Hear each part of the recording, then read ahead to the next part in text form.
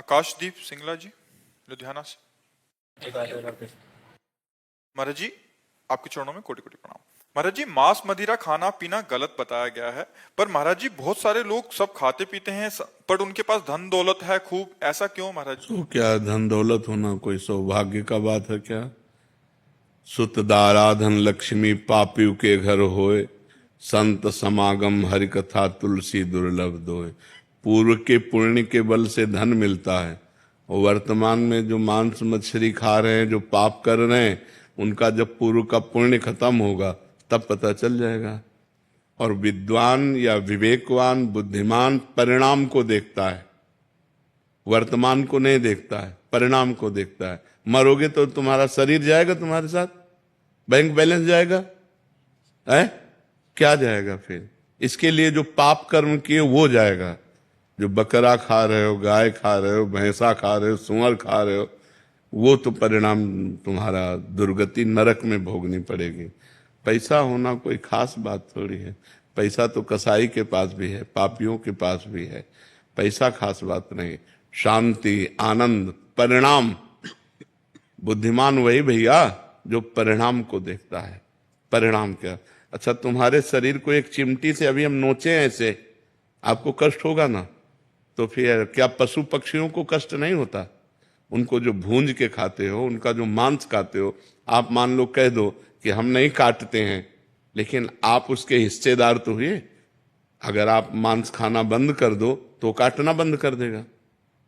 आप खरीदते हैं तो आप हिस्सेदार हैं उसके। तीन को बराबर फल मिलता है, कर्ता, अनुमोदक और प्रेरक। प्रेरणा देने वाला और करने वाला और उसकी सहायता करने वाला, अनुमोदन। तो खाना अनुमोदन हुआ, आपको वही दंड मिलेगा। तो इसलिए धन होना कोई अच्छी बात थोड़ी है कि धन है तो अच्छी बात है, नहीं। धर्म है तो अच्छी बात है।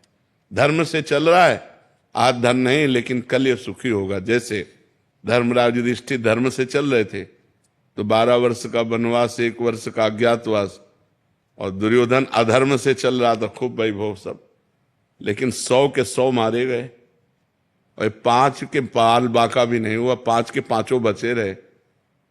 पांडव 5 के 5 बचे रहे। तो धर्मात्मा पुरुष की जय, जो अधर्म करता है उसका नाश होता ही है। ये अधर्म है। अच्छा, मदिरा पीने से लाभ क्या? हमें एक लाभ बता दो। शराब पिए अधिकतर लड़खड़ाते देखे गए, शराब पीकर अधिकतर नाली और वैसे।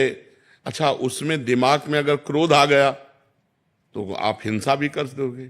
बेविचार आ गया, क्योंकि विवेक है नहीं, बुद्धि भ्रष्ट हो जाती है उससे, और शरीर के अंगों की हानि होती है। लीवर है, किडनी है, दिल है, आते हैं, इन पर फर्क पड़ता है। मुझे लगता है शराब में 1% भी अगर कोई लाभ दिखाई दे, लौकिक या पारलौकिक, तो आप हमें बताओ। बल अध्यात्म में बल है, संयम में बल है, ब्रह्मचर्य में बल है। अगर हम संयम से चल रहे हैं, ब्रह्मचर्य से चल रहे हैं, अध्यात्म से चल रहे हैं, तो हम तुम्हें परास्त कर सकते हैं। क्या दूसरे का मांस खा के, दूसरे के शरीर को खा करके तुम अपने शरीर को तुम बहुत मोटा कर सकते हो, लेकिन आध्यात्म बलवान नहीं हो सकते। हमारे ब्रह्म ऋषि ऐसे ऐसे होते थे, हड्डी हड्डी होती थी, लेकिन पूरा राज्य कांपता था जिस राज्य में चले जाते थे। क्यों? अध्यात्म बल। तो हमें लगता है गंदी बातें मत करो।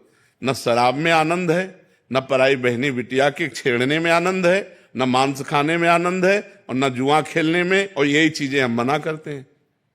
अच्छा, जुआ खेलकर आज तक कौन अरबपति बन गया है? अगर 1 पॉइंट में तुम विजय प्राप्त होते तो 10 पॉइंट में तुम हार जाते हो और तुम्हारा सर्वनाश हो जाता है।